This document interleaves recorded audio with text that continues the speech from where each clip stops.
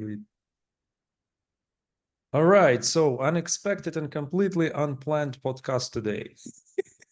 Today we're going to be talking with Pavlo. Okay, my dog just came in.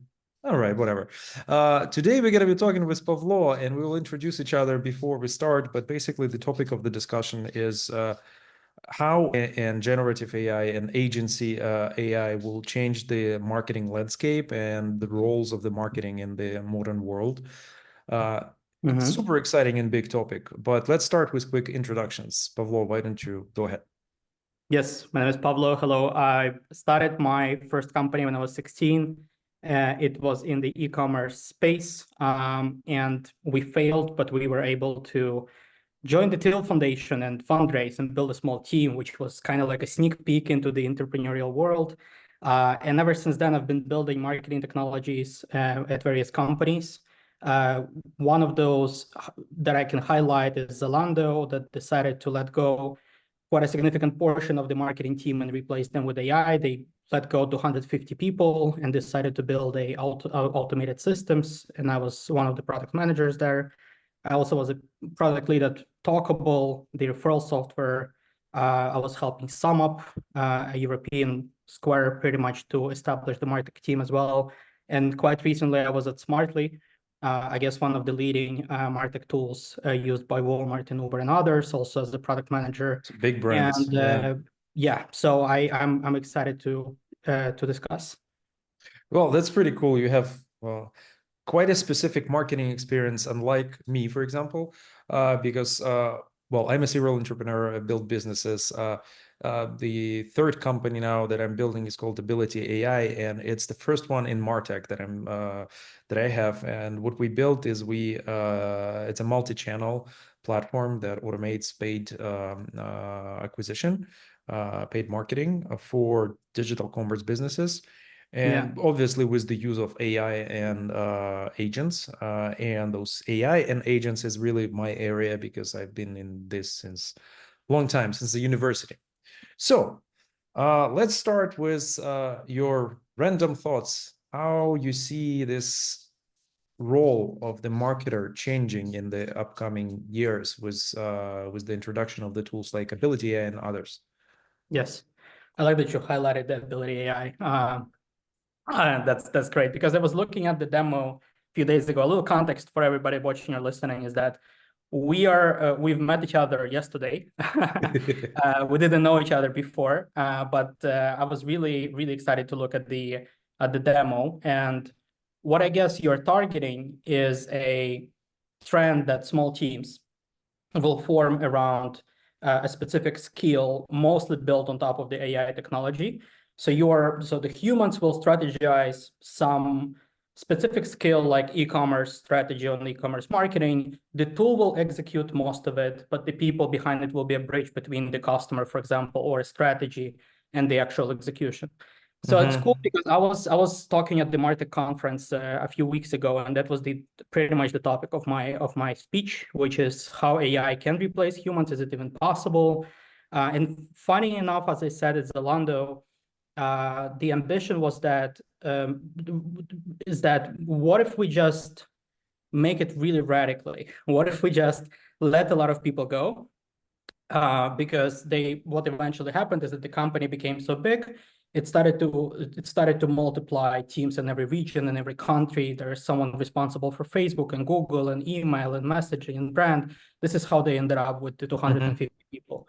And they're like large companies. They usually, they're really bad at adjusting fast. They hire McKinsey or someone else, and then they will come, and then they will, people will start getting scary. What's happening? What kind of a new strategy is being unleashed? So what if we just do this overnight? And I'd say that given that Zalando still hires marketeers, we can say that in 2018, it partially succeeded, partially failed. And I was thinking a lot about what exactly was successful and what failed. So my first random thought that we can open up the discussion is that you can only build some kind of an autonomous system, no matter if it's for marketing or for someone else, if there is a clear company goal on what we are aiming to achieve. So if the company really knows what is the business model and what do we want to get, Then you can distill this into many, many different processes, including marketing, and say what kind of options do we have to achieve this from the marketing standpoint, from the finance standpoint, and other standpoints. If the goal is unclear or it's changing a lot, no matter if it's an AI or a human, you will get mediocre results. So what do you think about that? I think this is absolutely correct. And this is like I think it's table stakes really. So it's basically the basic difference between the goodly, well-executed marketing and badly executed marketing.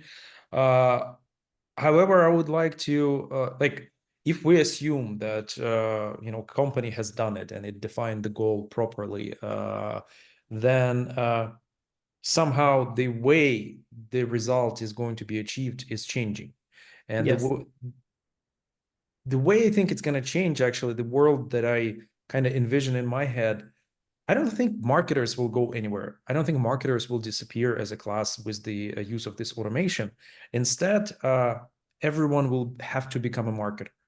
That's one thing. And the second thing is, I call it the level of abstraction of a marketer will grow. Meaning that if before that, say, a typical marketer working on paid channel would be focused on running campaigns and monitoring the results of the campaigns and making decisions whether they should be doubled down on or shut down, they will switch to the level of running hundreds of campaigns or micro campaigns, or running several channels simultaneously, and working out the details of this with the help of the AI agents. We're going to be pinpointing exactly what they need when they need it to make crucial big picture and strategic decisions. So this way, when you have this part sort of done by the agent, what it means is that you can focus on the product quality, big picture, and creativity. You can come to this thing and say, hey, listen, I want I don't know, I worked out a new experiment with the messaging. I put it together in this video of my creative, and now I want to see if that picks up or not pick up. And the system will automatically take that, give recommendations, run it through different channels, and come back to you and say, hey, look, this seems to work for this particular audience on this particular channel. But you probably better change it in that way, and it will perform even better. Something along those lines. What you're raising is an interesting. There are, I guess, two groups of. Let's say when you have a conversation about AI and marketing, there are two groups of people. One group that I see and that I sometimes participate in is saying that usually, if you think about what is marketing, in an ideal world, marketing is not a tool to sell you something, is to actually improve your life by showing what's possible. So ideally, you have a problem. It's like sales in a way, right? You have a problem, or you maybe are not aware you have a problem. But marketing is not about selling you something you won't buy. It's exactly matching your needs to what's possible, right? And then we all know that this process is easier to comprehend on paper than in reality, because there are so many different levels to marketing, from who are you targeting, what's the price, and there are so many nuances. So the first group of people, they say AI will finally be this unicorn human that knows finance and messaging and performance marketing and budget, whilst you have like 12 or 14 people doing this at the same time at the moment. So this level of context, that if you have a Facebook marketer, for example, it's not necessarily that this person understands warehouse pricing or something else that is also important for, let's say, marketing, right? And then you have email marketing manager, who is a specialist in email and maybe push notifications, but not really a specialist in Facebook. So like this is the first group, that okay, we have some kind of a unique system that knows everything a bit or maybe a lot, and now it can cover the whole landscape. The second group is saying that the more, as you said, the more channels and nuances they are, the more abstract the challenges are becoming. So one of the things that I'm discussing in my talk is that half of marketing is communications in between people, not to customers. So there are a lot of things that companies are doing right, but not at the same time. They're not really well organized in their processes. There should be there are good experiments in email. There are good ideas on how to expand a new market, but they're not doing this simultaneously. So this is why I saw in many companies that martech team becomes a silo that pretty much sometimes does garbage in, garbage out. So that's one of the ideas. So what do you believe more in? Into a specialized agents for example, Facebook and Google and email and messaging? Or do you believe that there will be a super killer agent in the future that pretty much covers me the whole marketing team? I think we will build up towards the second through the first. Okay. So what's going to happen is that we're going to have a bunch of specialized agents, but the really killing feature will happen when we actually have one agent that is aware of all the stuff that is going on in this process and can sort of well, handle and respond to any requests related to them. But it is actually going to be pretty challenging. Like I know that building agents, I mean, it's very cool and interesting, but it's not easy. You need to get this thing to do, to make the right decisions and to execute them properly, and et cetera, et cetera. And if in the new world, basically companies are going to be competing in terms of what intelligence they're signed up to, like what agents are they using, how smart they are for this particular thing that they're doing. And this is going to be the deciding factor in the winning over the competition. Yeah. And so we might find that it's going to be more beneficial to make an agent that specializes, for example, on email marketing, but do it very, very deeply and very well, than to do an agent that covers like a wider range of things, but on average. Yeah. Because we at this point, we don't yet know sort of whether the main driver of the intelligence of an agent is going to be in the LLM itself. And as long as, you know, we all have access to bigger and bigger LLMs, it's going to be, the agents are going to become deeper and deeper. Yeah. Or there is a lot of contribution. What percentage of the contribution to this intelligence actually comes from the agent framework and the way they collaborate and the prompting techniques and different kind of other tricks that people are doing in the agent sort of framework ecosystem. Yeah. It's the truth is somewhere in between. I don't know where, but yeah, it's going to be fun. So what do you think? Exactly. Like continuing this this sort of conversation, I assume that this whole technology set is enabling a new kind of economic activity or new kind of economic society, I would put it this way, where we're going to have a larger percentage of folks who are, I call them solopreneurs, or doing something on their own or with a very small team, and they extensively use these automation tools in order to achieve the results. And you know, I really want to support these folks, first of all, and this want to be this kind of person myself, you know, being effective at what I do. Yes. But I think this sort of change in the economy, when we have a lot more of these smaller players that are making significant contribution into the economy, turning over a lot of people, it could be a way for us to resolve the issues related to the job loss caused by the artificial intelligence in the first place.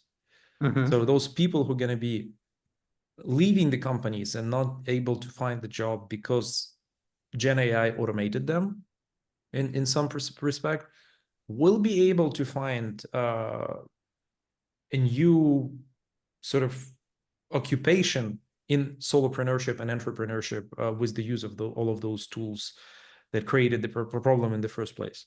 What do you think about that? You know, your statement is based on a couple of hypotheses that in general, on some of them I agree with, and some of them I would like to challenge. So I fully agree that in general, no matter what happens with AI, people would benefit and people will enjoy freedom more. And we get a new generation of even I'm a millennial myself, but I work with younger teams, and I see that they have a different perception of what work is. And it's not necessarily taking less responsibility, but it's definitely finding their own ways to coordinate and maybe to be more free geographically and to choose whom do you working with, and also choose what they do actually. What they do, and also enjoying short-term projects more. Like if you think about like grandparents working for Ford or Yeah. IBM 40 years, it's exciting to work for something for 4 days, for 5 days. So it's a completely different approach, right? Hmm. Obviously, like there's a idea that you cannot achieve a lot of like breakthroughs in 4 or 5 days, which also should be challenged. But that's a topic for the separate podcast. Yeah. Now, so with this, I fully agree. I agree that marketeers will realize that hey, I really like.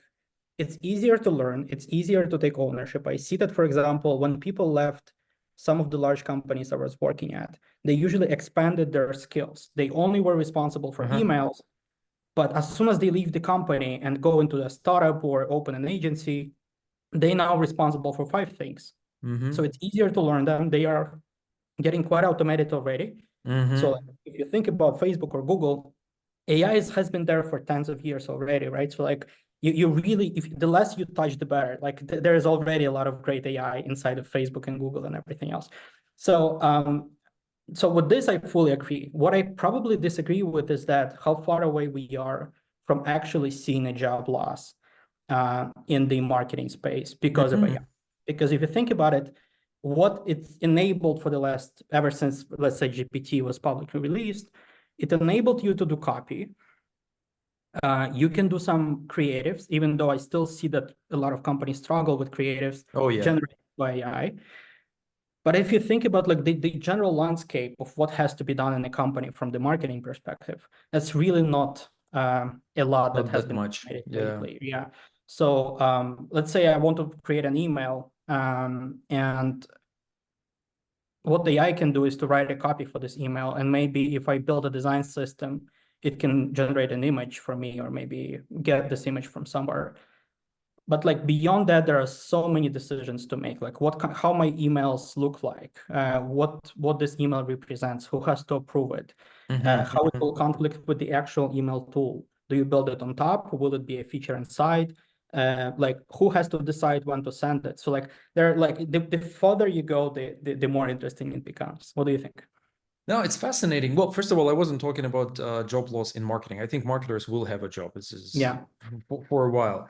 I was thinking about the restructuring of the economy overall, with all the yeah. different jobs that are going to be affected by the artificial intelligence. But it's Mm-hmm. interesting what you're saying. See, I think there's for us as a company, for example, there's a hump that we will need to go over, which is a question of trusting artificial intelligence systems to make decisions Yes. that are costly, that or could be costly, Yeah. within certain limits, within certain conditions, whatever.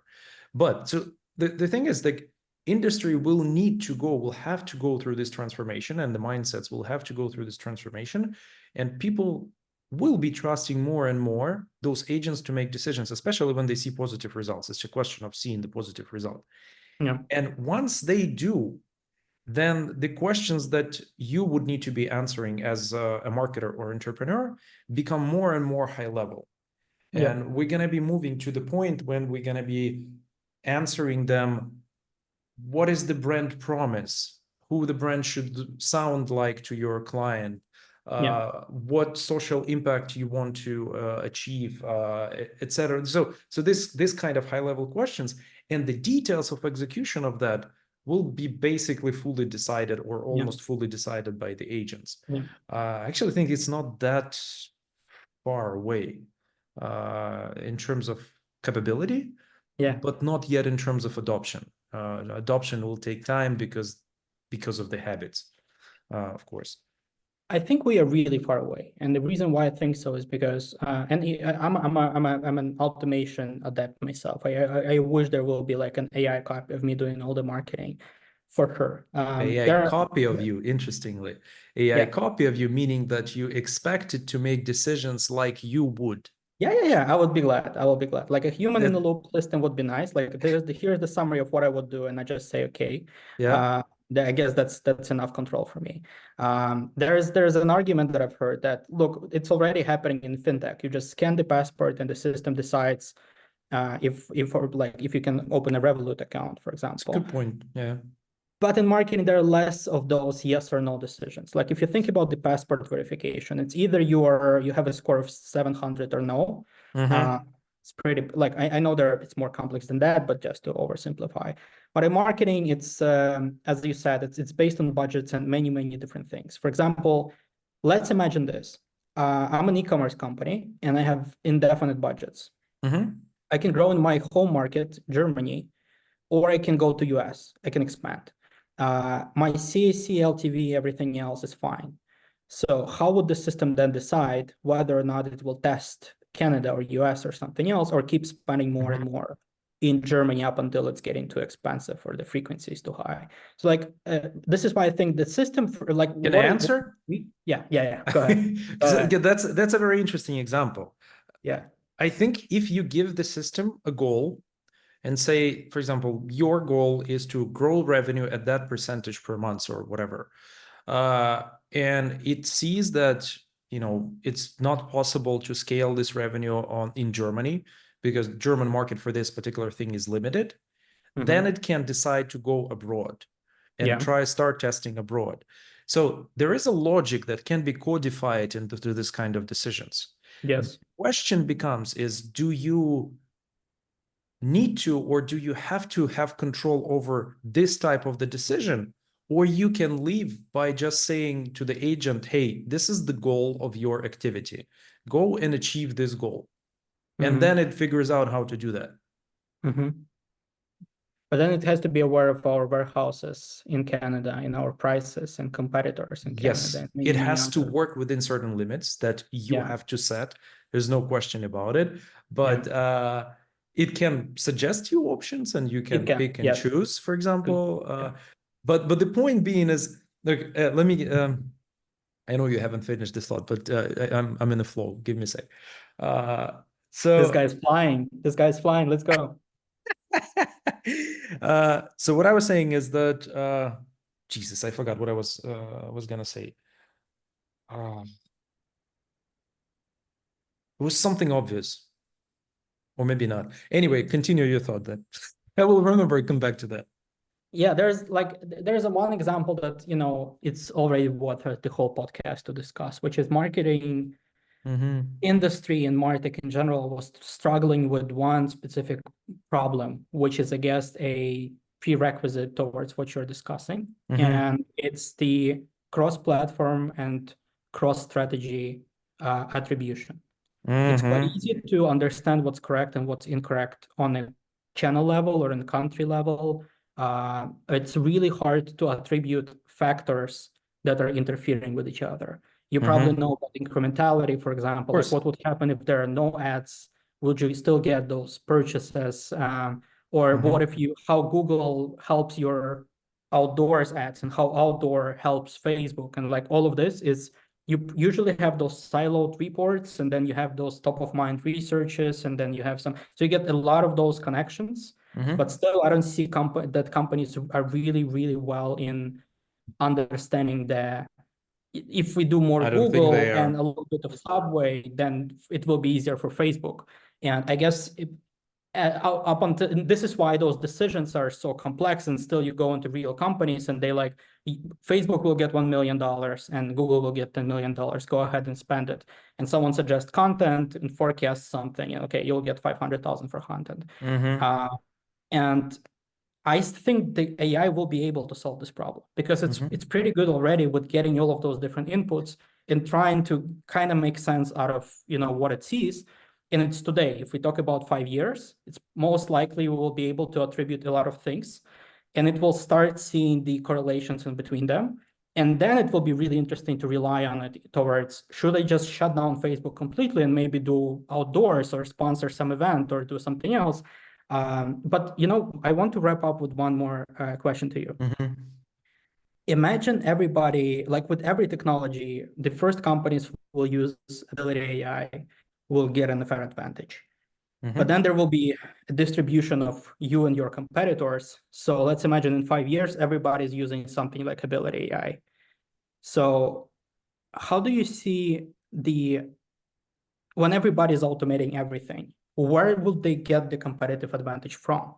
That's a great question, which actually goes back to this decision making with AI thing as well, because here's how I see it.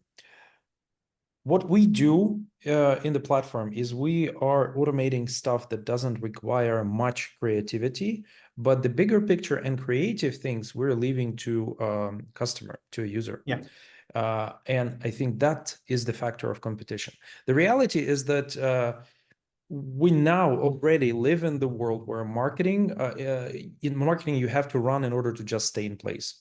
You constantly have to move just to, just make your ROAS meaningful. Yes. If you want to overachieve, if you want to grow, you have to come up with something unusual, with something non-standard, with something out of the ordinary. And this is where human creativity comes in. And this is where sort of reflection of the entrepreneur to the universe comes in and dictates how they're going to be different and finding the audience that wants that. And I actually believe that this is the right thing. It's the way it should be. Like if it's as simple as big brand just throwing a lot of money into a marketing exercise, and by that excluding everyone else from the opportunity to sell anything, it removes creativity as a factor. Basically just tells you, hey, if you have money, you're winning. Yeah. And now I think it's changing, maybe changing, I hope it's changing to human creativity having a bigger impact on the overall results, where the rest is basically becoming table stakes for everyone, as you said. It was the same when, from the performance marketing standpoint, there was a moment when everybody was competing on a targeting level, what kind of interest you can find, what kind of custom audience you can find. And it was, I guess, before IDFA and before Cambridge Analytica and all of that. And then it pretty much was shut down, and now it's fully automated. So now the trend is creative matters. Like the do as broad as possible, try to touch it less, outsource this decision to Google and Facebook and TikTok, but make a great creative, make a catchy video, make a nice banner, create a nice catalog. And let's imagine AI will cover this part. So now we are equal on the creative part. It's easy to make great creatives and manage catalog. So what you're saying, I guess, is the next stage will be competition of strategies. We all have the same tools. Someone has more budgets and less budgets, but it will be like when you say creatives, who's more creative? I'm thinking, what do you mean? Do you mean strategy, or do you mean actual message? I mean both, really. I mean really both. And humans can demonstrate their creativity even on the just big picture business decisions, rather than specifically strategy or creatives themselves, and that will make the difference. It always has, but now it will, make even a bigger impact, I think. So it's quite interesting time to see all of that unfolding, really. Yes. Go usability AI, great tool. Too much marketing. Anyway, thanks for the interesting conversation. That was really, really enjoyable. And yeah, we maybe even publish it somewhere. Who knows?